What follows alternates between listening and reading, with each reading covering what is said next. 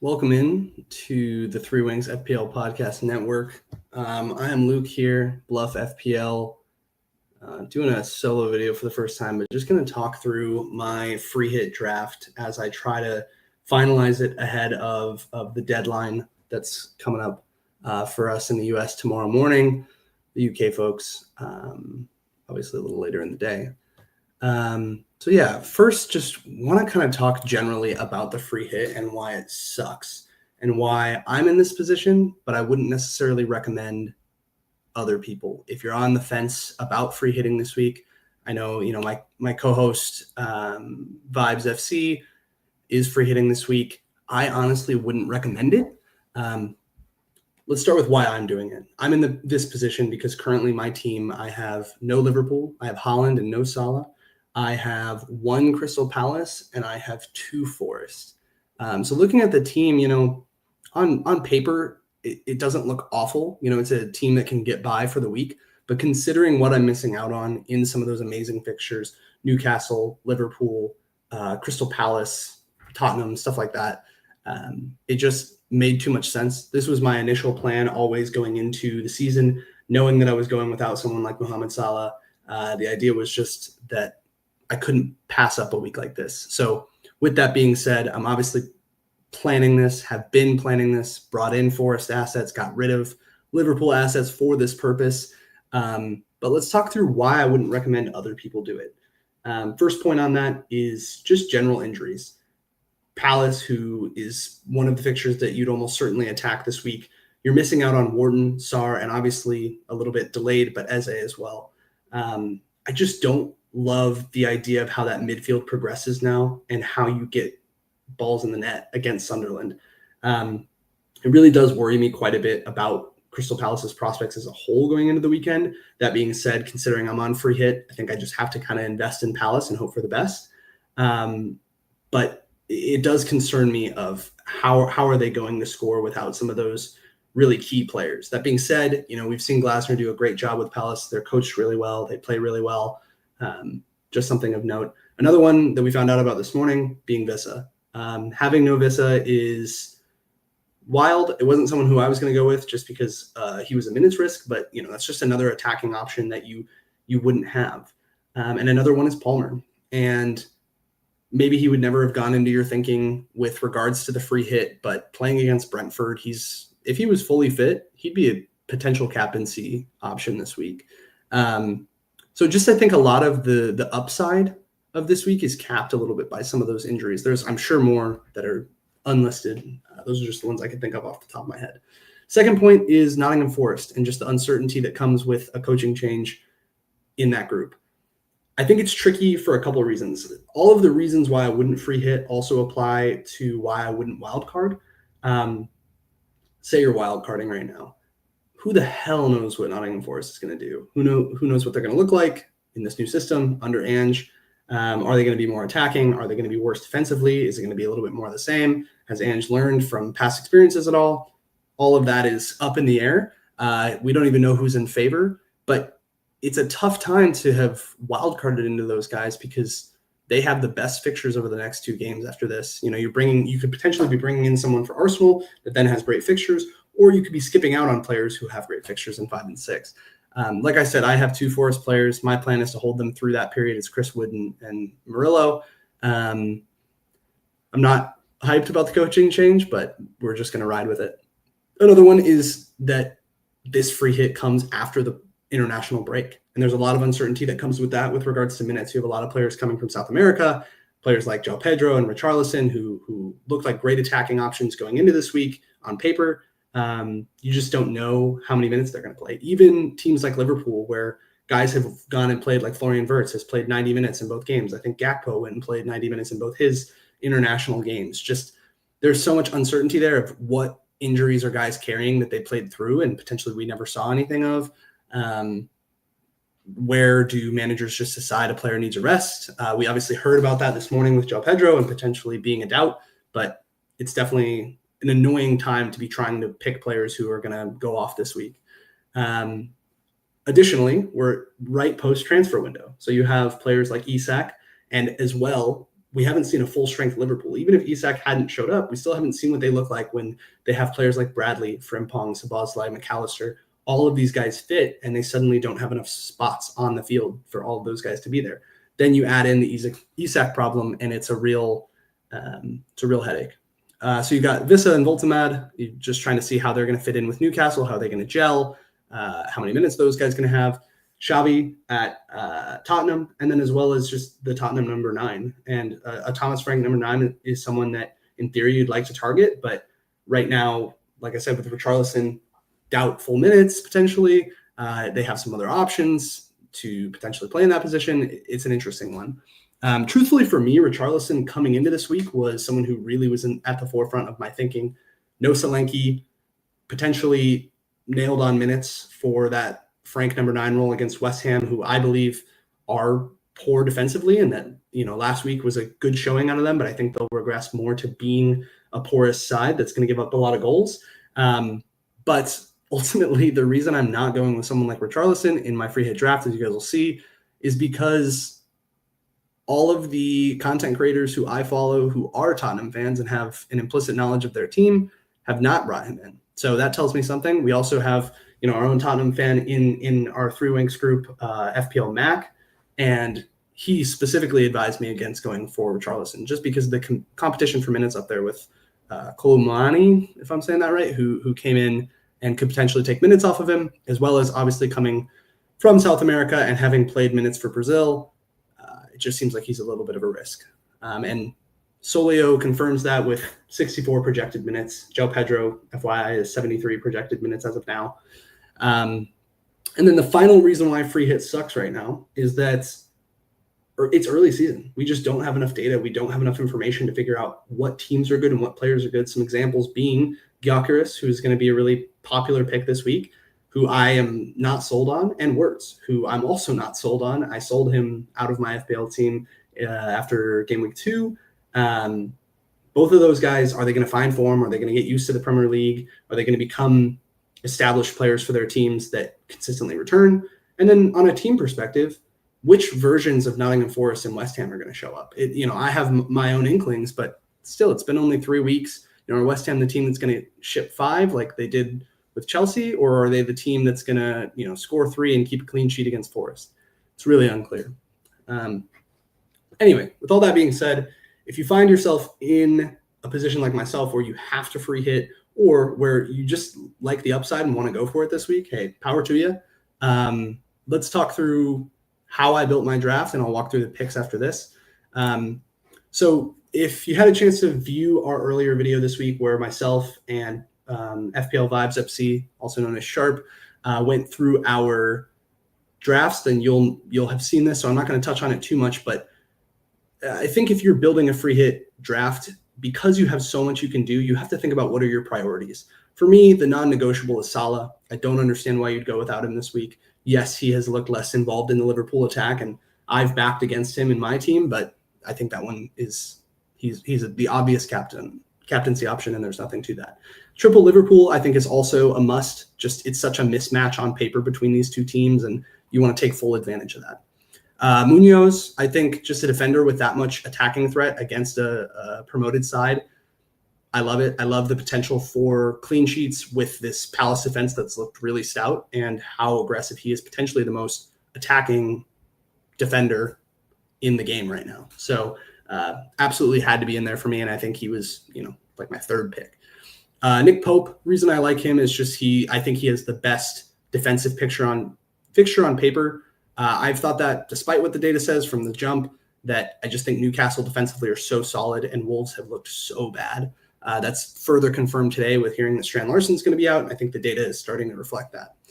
Haaland, and this one, I know a lot of people will say, hey, if you put in Haaland, you're taking too much out of your draft. I'll talk through that a little more when we get to it, but I just can't get rid of him. I have him in my actual team, and he's generated so many chances. He has actually underperformed his expectations so far, and he just looks phenomenal. And he's playing against a United side that lost to Grimsby. I'm not going to keep that against them too much, considering the field or the team that they fielded, and then let Burnley score 2 goals against them. So I think Haaland is a must. Pedro Porro, I actually have not been able to fit into my side, and I've cooled on quite a bit since creating this graphic. And then Palace defense. I think you just need to have at least 2 of those guys going into a game where they have looked so strong defensively, and they're playing a promoted side. Don't overthink it. I want to briefly talk through the Solio projections for goals and clean sheets. These I screenshotted just before getting on here, so they should be very up-to-date post-press conferences, and it looks like they did change quite a bit after that time. Unsurprisingly, Liverpool is tops. Arsenal being second all week has kind of surprised me. I know that Arsenal are a top side, and Forest haven't looked good defensively for some time now, and their underlying metrics support that. But I'm not sold on Arsenal's attack. I think a defense-first team needs to prove to me that they can be this ultra-attacking side before I buy that. And I'm not sure that that's going to come against Forest. The Ange thing is a huge uncertainty that's been thrown into that, but I'm just not sold on it. Newcastle, I think Wolves have looked bad on both sides of the ball, so I'm for this. I don't see them winning this game like 5-0, but I could see 3. So I think that's 2 or 3. I think that's a worthy call out. Like I touched on Man City, I think almost all that's coming from Haaland. Shout out if you have Reinders. I do in my normal team, and I think he could be a really nice pick this week. Chelsea, Spurs, Palace, Fulham. Spurs, I like to see up here. They initially were projected a little lower and have since gone up. Again, I think that they're going to do really well against West Ham. My only concern is how well Bournemouth were able to stop their attack just by forcing them to go to the left. So we're going to see how Thomas Frank handles that and adjusts in a new game. But, I would push for them to adapt against a team like West Ham. Crystal Palace. As I touched on, I really struggle with figuring out how this team is going to progress the ball without such a key player in Wharton and without some of their best attacking threats in Eze and Sarr. I'm just not sold on them attacking. So let's jump to the clean sheets really quick. This has shifted quite a bit, actually. The clean sheet odds were by quite a wide margin, Liverpool and Arsenal for a while, and then the rest of these were a lot lower down. But again, I think some of the press conference news and players like Strand Larson being out, as well as a lot of the guys from Leeds being out, have upped the clean sheet odds for Newcastle and Fulham.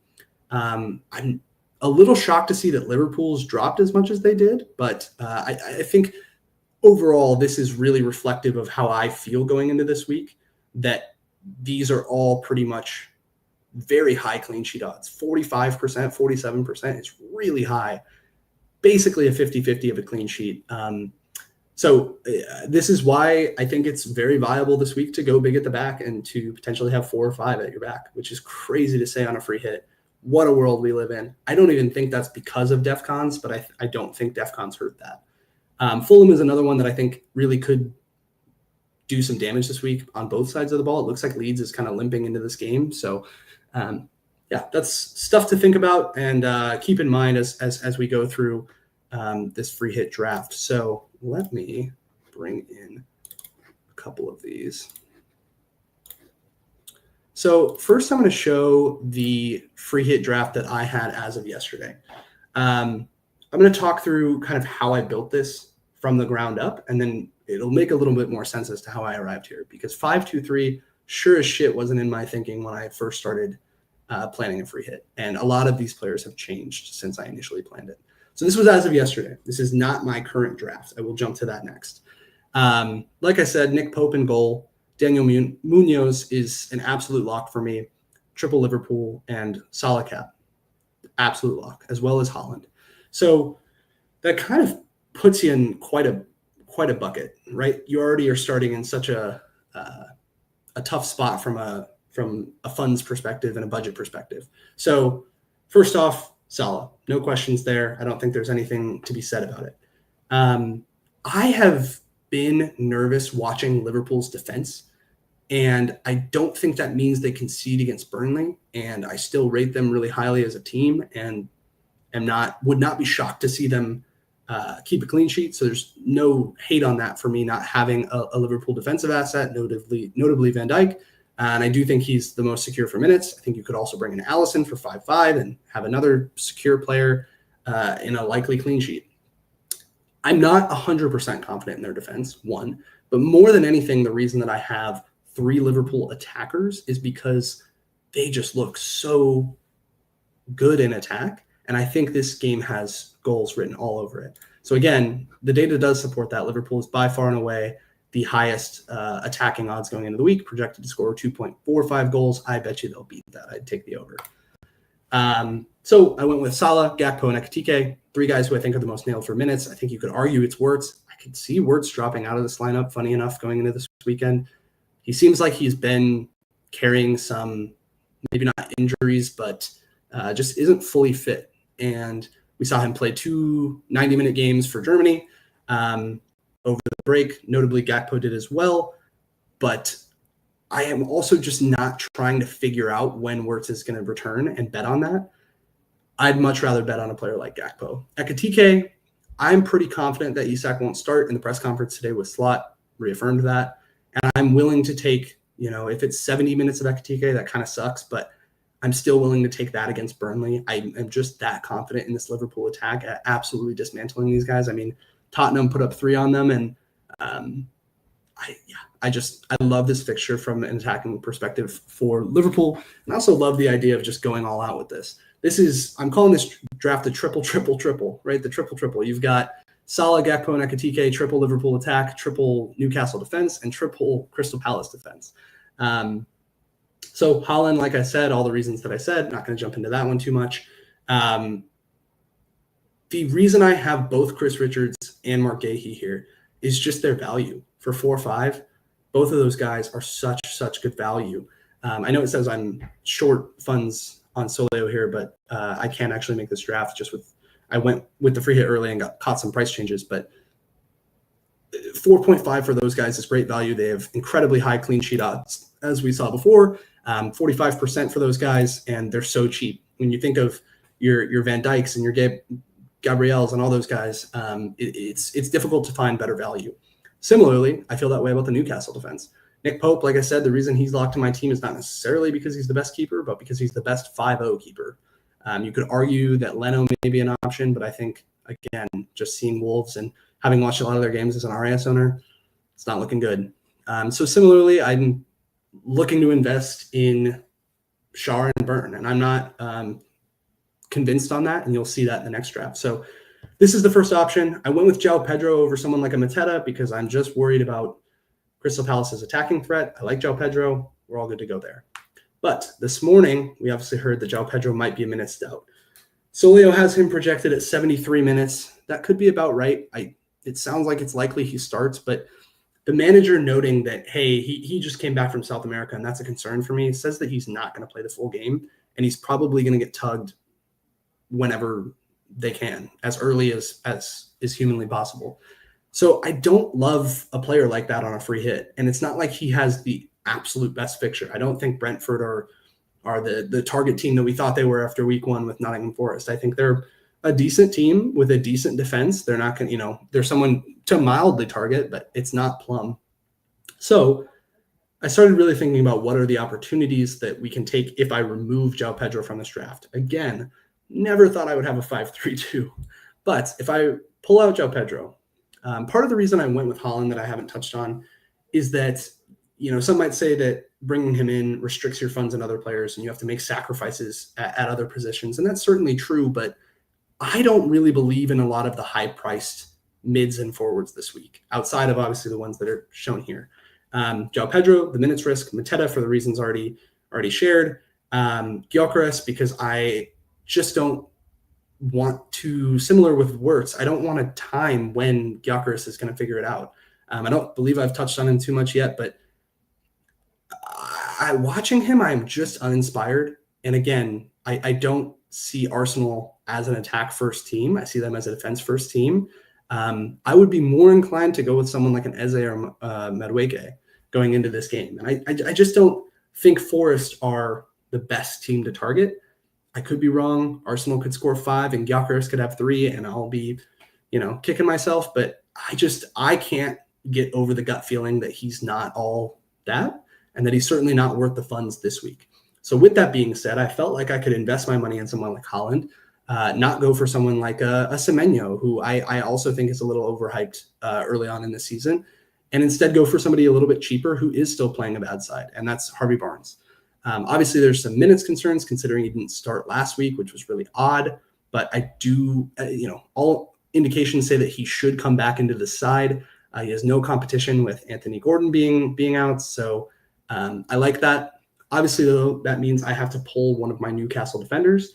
I wasn't feeling great about having no Arsenal exposure going into this week. Like I said, I'm more comfortable with fading their attacking assets, but defensively, I think it's pretty likely they keep a clean sheet unless Ange just says, hey, we don't care if we lose 5-2, I want you guys to go all out attack. If that's the case, then hey, I'd still back Arsenal. They're the best defense in the league, and I think they're going to have answers. Who knows? We can see what happens. I could be wrong on that, but I think point being, essentially downgrading from João Pedro directly to Barnes gives me the money to upgrade up to a 6.0 defender. I may look at a couple of other players here. I don't think this draft is fully locked. I'm really close to this being locked, but there are a few options that I'm thinking about bringing in. Gabriel, I think you could be Cucurella. Looking back at those clean sheet odds, Chelsea's aren't quite as high as Arsenal's and are actually quite a bit lower. But I also think that Cucurella has so much more attacking threat than Gabriel. And I don't think that I looked at some of the corners and what teams were giving up the most chances, and Nottingham Forest is not one of those. That could be because of their schedule, but it's 3 games, small sample size.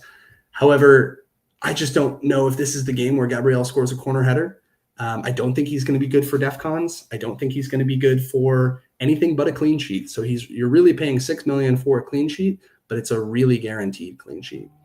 On the opposite end, Chelsea are obviously a team where they have a little bit, still quite a good defensive record, and Cucurella just gets into the box. So that's a temptation. Same kind of idea with Pedro Porro from Spurs, but I am worried about Spurs potentially having a dud this weekend. So it's all tricky. I think there's certainly some options of where you could add that João Pedro money. I'm still not fully decided on Barnes. I'm leaning towards him as opposed to like a Madueke or an Eze, just because he is a little bit cheaper and I can then upgrade the defense. I think there are the other option that I'm thinking about at 4-5 as opposed to potentially one of these Crystal Palace defenders. If I didn't want to bet 3 times on the Crystal Palace defense, is going with someone like an Anderson. I was initially somewhat uninspired with him, but seeing how dilapidated Leeds' lineup looks, I think that clean sheet is probably higher odds than this even gives it, but these have gone up quite a bit for that team throughout the week. So I'm thinking about it. He has some attacking threat. I watched his highlights again to see kind of where he's getting at. Most of his threats are from corners. Could they feast potentially? So that's a thought process. Gabriel could go to another 6-0 or a 6-1, and Harvey Barnes can go elsewhere. But I think otherwise I'm pretty locked here. Only other conversation I was having with Sharp at FPL Vibes FC was talking through, is Cher actually the best Newcastle defender? He's 5'5", whereas you have Burn and Livramento for 5'0" and 5'1" respectively. Those are some good options as well, potentially. I think Cher, the extra adage is that it's always almost a joke, but he could be on penalties. So he has a little bit more attacking threat in that sense. But I just think, a nailed center back, I like it. I'm also not 100% positive Livramento starts, although I think it's likely. So this is where I'm at right now. Again, could slightly change, but the core of this team is not changing unless something else comes out. But post press conferences, I don't anticipate that. So again, the 3 Liverpool guys, three attackers, Salah, Gakpo, Ekitike, no questions. Munoz and Pope are locked. Holland is locked. I think this defense is pretty locked, considering I'll definitely be going at least double Palace defense. So that's the option there. And then it's just kind of playing around with the fringes a little bit. So that is my thought process going into this free hit. I feel good about this team. I think just touching on the 5 at the back, if you're still sitting here being like, what the fuck is he doing? Look at these clean sheet odds. I mean, 47%, 45%. You're not going to see another week like this for a long time. It's weird. I don't like it. In my ideal world, a free hit draft is as few defenders as I can and going for all the attacking upside. I just don't see it this week. Again, I feel like I planned for this free hit, yes, but some of the injuries and concerns have backed me a little bit into a corner. There's not that many attacking options. I just don't like a lot of them. A lot of people are going Gyökeres. I don't feel it. If you're going there, no worries. Power to you. But this is where I've landed. I feel pretty good about it. 5 at the back, though. Holy shit. Anyway, that is all. We will be back with our Game Week 4 review next week. Mac should be back from his vacation. So the 3 of us will talk through that. And if Sharp and I end up on this free hit journey together and something fails, if Palace somehow don't keep the clean or Newcastle doesn't keep the clean, I'll be showing up in tears, and he might as well. Anyway, thank you guys for listening, and we'll catch you on the next one. Appreciate it.